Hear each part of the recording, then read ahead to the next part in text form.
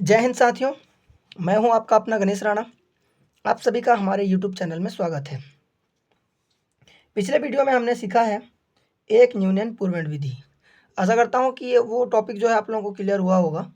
अगर आप वो वीडियो नहीं देखे हैं तो मैं उसका लिंक डिस्क्रिप्शन में डाल दे रहा हूँ, आप वहाँ से जा कर के उस वीडियो को देख सकते हैं, समझ सकते हैं। आज हम सीखने वाले हैं एकाधिकन पूर्वण विधि। तो सबसे पहले इसका मेथड सीख लेते हैं कि क्या होता है एकाधिकन पूर्वण विधि और कैसे सॉल्व किया जाता है। उसके बाद हम आगे के प्रश्नों को हल करेंगे।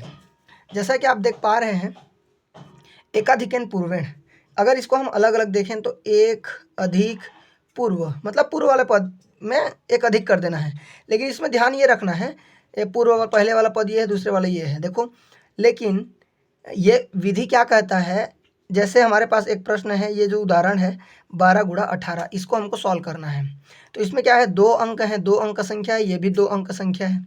तो 2 अंक में से ध्यान दो, पहले वाला 1 है, दूसरा वाला आपका 2, पहला वाला पद 1 है, दूसरा वाला 2, ऐसे ध्यान में रखो, ठीक है। और ध्यान से देखिए, इसका इकाई कौन है, 8 है, इसका इकाई 2 है। तो इस प्रकार से 2 भाग में बांट लेंगे और जब हम इकाई इकाई का गुणा करेंगे तो उसके दायां साइड में लिखेंगे हम उसको। तो इकाई इकाई का गुणा करेंगे तो इकाई इसका कितना है, 8 है, और इसका इकाई कितना है, 2 है। तो 8 और 2 का गुणा करेंगे तो 8 गुणा 2 मतलब 16, तो हम यहाँ पर 16 लिख देंगे। उसके बाद देखो हमको क्या करना है, दहाई का अंक कितना है, 1 है यहाँ पर। अगर इधर और भी संख्या रहती तो उन सबको हम एक साथ ले लेते, ठीक है। लेकिन यहाँ पर क्या करेंगे, एक ही अंक है तो एक को ही लेंगे।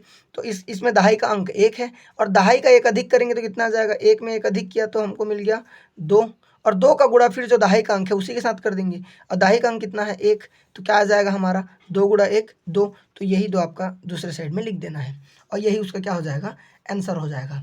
मतलब कुल मिला के ये समझो, एकाधिकन पूर्वण में क्या करना है, कोई भी संख्या हमको अगर दिया हो तो उसका सबसे पहले इकाई इकाई का गुणा करो, और इकाई का गुणा करने के बाद उसके 2 भाग में जो रहेगा उसके दाएं साइड में लिख दो। उसके बाएं साइड में आपको क्या करना है, जो दहाई का अंक रहेगा या इकाई को छोड़ करके बाकी जितने भी अंक बचेंगे उसका एक अधिक के साथ गुणा करके उस मान को वहाँ पर रख देना है।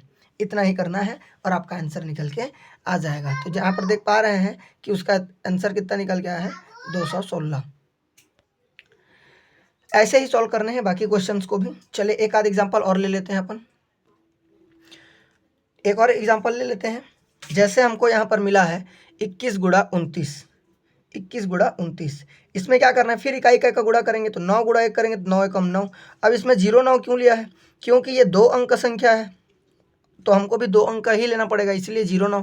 और अब क्या करेंगे, ये आपका देखो इधर वाले को ना, जो आपका दाएं साइड में सॉरी बाएं साइड में जो रहता है उस बाएं साइड के दहाई वाला अंक मतलब इकाई को छोड़ करके बाकी जो भी बचे उसका एक अधिक, तो ये 2 है, 2 का एक अधिक आपका 3 हो जाएगा।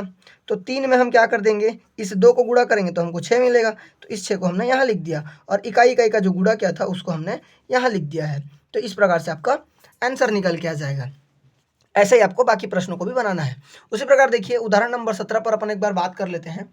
इसमें क्या करना है, देखो ध्यान से, इसमें भी क्या करेंगे, इकाई इकाई का गुणा कर देंगे, ठीक है। इकाई इकाई का गुणा कर देंगे तो ये 8 दूने आपका कितना आ जाएगा, 16 आ जाएगा। 8 दूने हम क्या लिख देंगे, 16 लिख देंगे। अब ध्यान से इधर देखिए, इधर आप इकाई को छोड़ करके क्या बचा, सिर्फ 10 बचा। तो 10 का एक अधिक कितना हो जाएगा, 11, और 11 का गुणा किसके साथ करेंगे, दहाई के संग, दहाई वाला अंक के साथ, मतलब इकाई को छोड़ करके बाकी जितने भी बचे।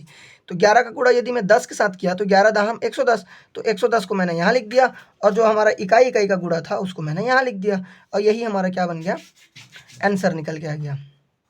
ऐसे ही आपको सॉल्व करने हैं। चलिए अब उदाहरण नंबर 18 को भी एक बार समझ लेते हैं, उसके बाद जो प्रश्नावली के क्वेश्चन रहेंगे उनको आपको खुद को बनाना पड़ेगा, खुद को बनाना है। अगर आपको कोई दिक्कत आता है तो आप हमें कमेंट बॉक्स में बता सकते हैं, हम उनका सुझाव निकालेंगे, ठीक है। चलिए अब अगला प्रश्न है आपका 194 गुणा 196, ठीक है। तो अब देखिए इसमें ध्यान से, इकाई इकाई, तो इकाई क्या है, 6 है, इसमें इकाई क्या है, 4 है, तो 6 चौक हम क्या कर देंगे, 24 लिख देंगे। और इधर क्या है 19, तो 19 का एक अधिक क्या होता है, 20 गुणा 19 करेंगे तो 19 दूने 38, और 0 का 0, ये 380 आपका यहाँ पर आ जाएगा, और यही आपका आंसर निकल के आ जाएगा। देख लीजिए ये रहा।